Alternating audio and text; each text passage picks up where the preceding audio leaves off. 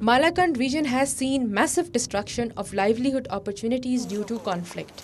The situation was further compounded by the floods in 2010. This makes the fragile peace more vulnerable.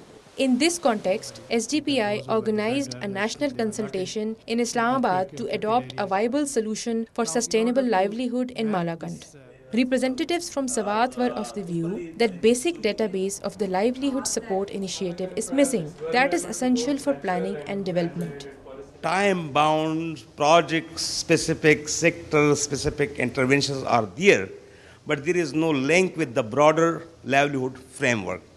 Experts say that conflicts can always re-emerge in post-disaster situations. They say that conflicts revolve around resources, and widespread instability and poverty in the area has also resulted in food shortages. One of the reasons of the rising poverty in those areas is basically because of this food challenge.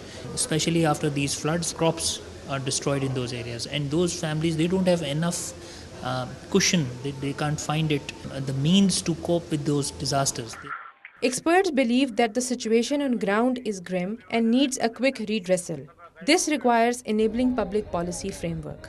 Conflict also weakens institutions that are already weak anyway.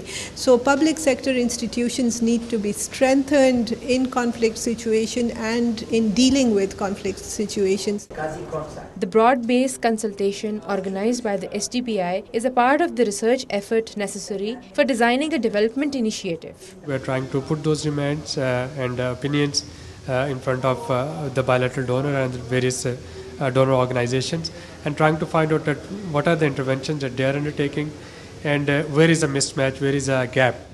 Whatever effort is made at development will be of little use without proper planning. Therefore, a continuous consultation process will be the backbone of any development project in the region.